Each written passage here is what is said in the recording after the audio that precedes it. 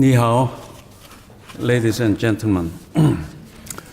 I would like to start by thanking the organizer of this roundtable session, the Fudan University and Korea Foundation for Advanced Studies.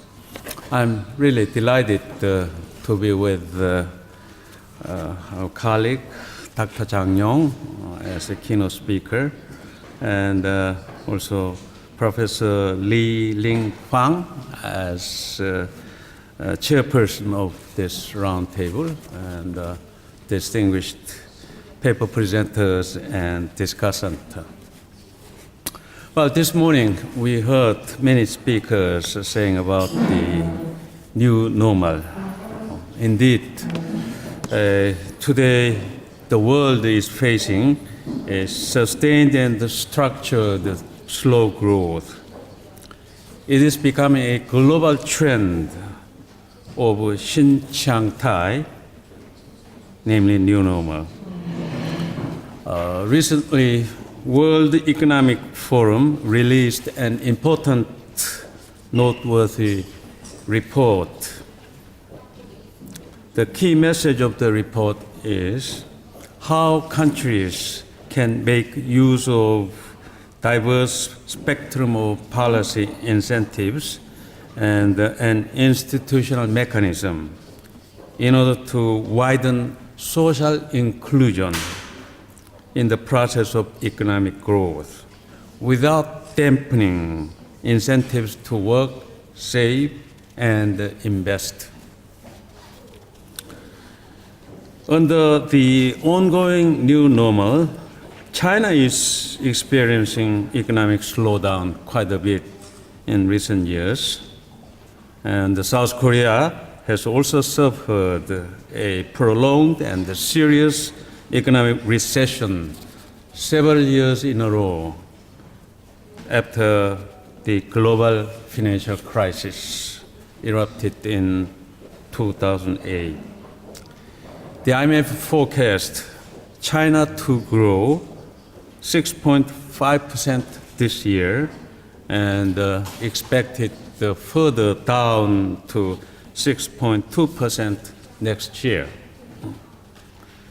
China's economic slowdown caused the world economy with a significant downside risk. In the past 2 decades or so, China, as currently the second largest economy in the world, has played a role of locomotive to ensure world economic growth. China and Korea have shown one of the most viable bilateral economic linkages in terms of trade, investment, student, and tourist exchange. Indeed, Korea became the first OECD economy which established an FTA with China effective January this year. Last year, 26% of the Korea's total export went to China. China is becoming the first largest economy, Korea's trading partner in the several years. China and Korea set a classic example of the gravity model of trade and investment. High growth of China and its geographical proximity with Korea explained the ever-deepening economic linkages between two countries. As a result, if China's economy contracts by 1 percentage point, Korean economy tends to slow down by 0.5% based on last year's data. So two economies so closely interlinked. Well, under this prolonged new normal situation, every country, including China and Korea is searching for economic recovery by resorting to monetary and fiscal policies, such as the U.S. QE policy and even negative interest rate policy by Japan's Abenomics. In addition, there have also been some policy symptoms for competitive devaluation of currencies to encourage export for individual economies growth in Thai neighbor beggar policy. In June last year, International Monetary Fund also released a very valuable empirical report to suggest that income distribution itself matters for growth as well. Specifically, if the income of the top 20% based on 57 countries and the last 30 years empirical development, then the GDP growth actually declines over the medium term, implying that the benefit of economic growth do not trickle down. In contrast, an increase in the income share of the bottom 20% is associated with the positive GDP growth. The poor and the middle class matter the most for growth via a number of interrelated economic, social, and political channels.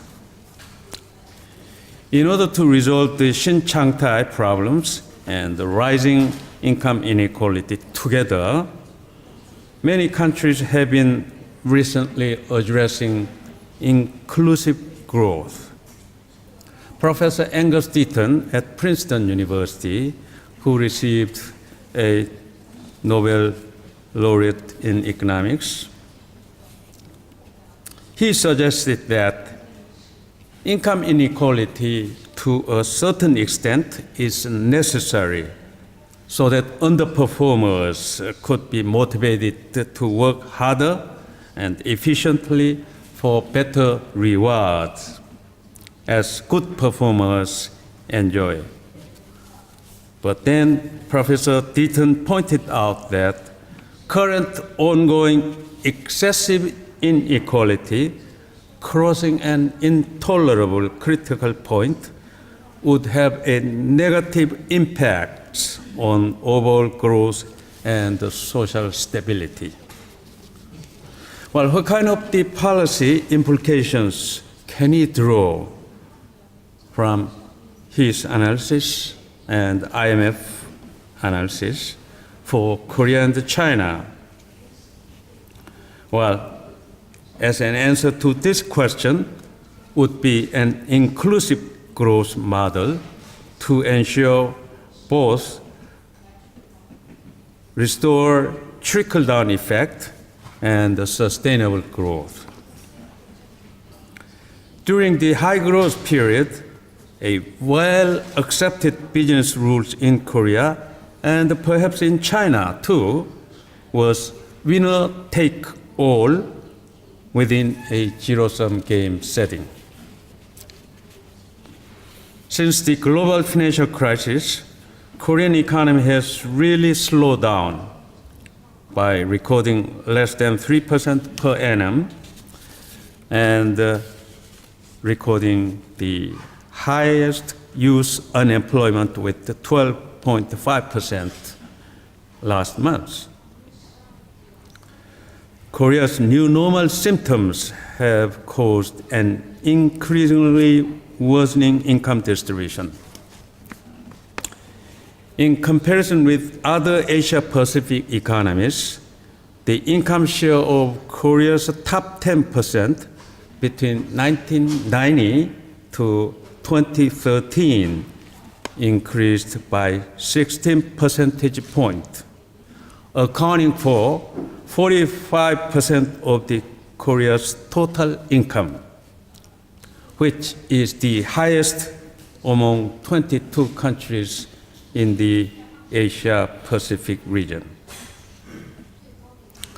According to the IMF analysis, Korea's rising inequality has been attributable to three major factors. First, rapidly aging population. Second, large wage gaps between big companies and the small and medium enterprises, as well as between regular and non-regular workers. And finally, gender inequality. Well, it is well known that Korean economy is characterized by a great dichotomy between large conglomerate and fragmented small and medium enterprises. Korea's SMEs have been tradition-bound, outdated in their adoption of technology, shallow and far less globalized compared to big firms. As a result, the productivity of SME workers in retail and the wholesale sector, for example, is about 62% of workers in large firms. A similar ratio is also found in wages too. The average salary of workers in the SME sector in Korea is about 63% of their counterpart in the large conglomerate. Unlike the Korea's SMEs, Korea's large conglomerate have developed global brand names to become very competitive in the global market. Under these circumstances, if Korea is able to combine relative strengths in a win-win framework of big firms as technological leaders with overseas networks and Korea's SMEs with great flexibility and new ideas as evident in Korea's venture startups, Korea is likely to find a new solution, new engine of growth, as well as more equitable income distribution. In this regard, I'm really delighted to share with you the mission and the roles of the Korea Commission for Corporate Partnership, for which I'm serving as the chairman. Following a severe downturn and the great demise of Korea's SMEs after global financial crisis in 1998, the Commission was established 6 years ago to promote a new business ecosystem in which voluntary private collaborations between Korea's big businesses and SMEs are encouraged to generate a tangible win-win business outcomes toward an inclusive and shared prosperity. In order to follow up the intended purpose of the Korea Commission for Corporate Partnership, big firms started to participate in the expansion of win-win business collaboration with SMEs while addressing income polarization and looking after low-income bracket people who have been denied to equal access to education and job training. In this endeavor, I'm very happy to report that the SK Group, the co-sponsor of this great event, has really pioneered to support Korea's social enterprises still in incubator to take root efficiently and quickly. Since its establishment, Korea's SK Group long recognized the fact that robust social enterprises would result in sharing the benefit of growth widely and in promoting trickle-down effect. In Korea, there exist such social enterprises as Happy Nare, in Korean word, 행복 나래, and Beautiful Store, and Dongcheon, just to name a few. I was very much impressed with what I saw when I visited Happy Nare last week, which operates as a social enterprise belonging to the SK Group. 행복 나래 at this point engaged in the online and offline transactions of MRO product. MRO stands for maintenance, repair, and operation. 행복 나래 has been making profit and employing a quarter of total employees from disadvantaged people, such people as defected from North Korea. And 행복 나래 provide the whatever profit they make 100% to another social enterprises in Korea. This is a very unique way of financing social enterprises in Korea. Well, I believe this is a very concrete example to carry on corporate social responsibility as well as creating shared value by helping socially disadvantaged people so that they can stand on their own feet.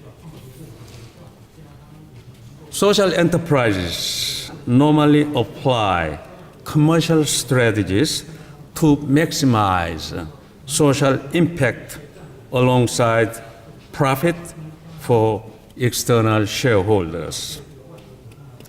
What differentiates social enterprises is that the social mission is as core to their success as any potential profit. In Korea, Social Enterprise Promotion Act was approved in December 2006, a rather recent phenomenon, and was put into effect in July 2007. The act defines social enterprises as an organization which is engaged in business activities of producing, selling goods and services while pursuing a social purpose of enhancing the quality of local resident lives by means of providing social services and creating jobs for the disadvantaged. Well, disadvantaged has difficulty in purchasing social services at a competitive market price. Social services in this case includes the social service in education, health, social welfare, environment, and culture, etc. Well, as the most responsible government organization, the Minister of Labor in Korea is obliged to establish the basic plan for social enterprises support every 5 years.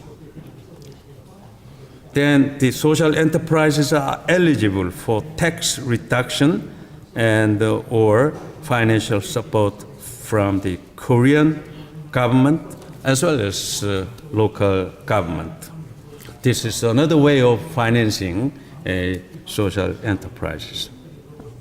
At this point, the majority of Korean social enterprises are focusing on job creation for the disadvantaged. In this regard, Korea's Social Enterprise Promotion Agency was established to promote social enterprises. Now, to make the social enterprises more viable, it is critical for a country to come up with a viable social finance in managing money, which delivers a social dividend and an economic return. Social finance is often used to describe the lending investment into companies which consider themselves social enterprises, charities, cooperatives, and other impact-focused organizations.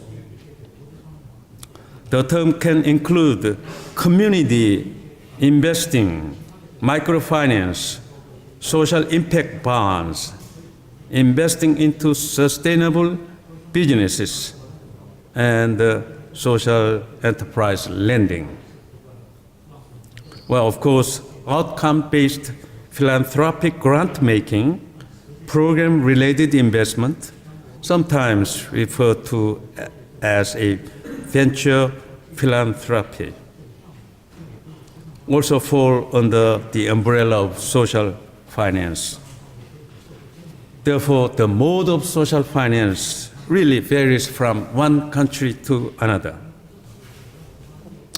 But here, we should make sure that social finance should ensure that as many poor and near poor households as possible have permanent access to an appropriate range of high-quality financial services, including not just credit, but also savings, insurance, and fund transfers.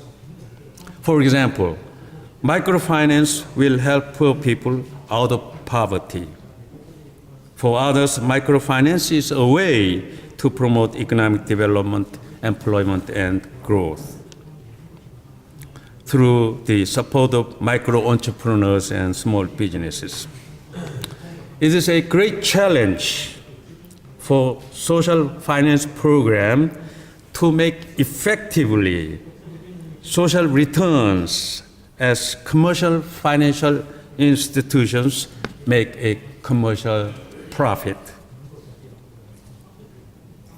Given an infant stage of formidable social finance development in Korea, the SK Group pioneered to let its own social enterprise subsidiary make social profit to support a variety of social enterprises. Well, I realized that upon arrival to Shanghai last night, the SK Group has also established a China Happy Nare branch. They've been, I don't know, I was told that 2 years. And recently, Happy Nare China made some profit. And then they used all the profit to support Chinese social enterprise here.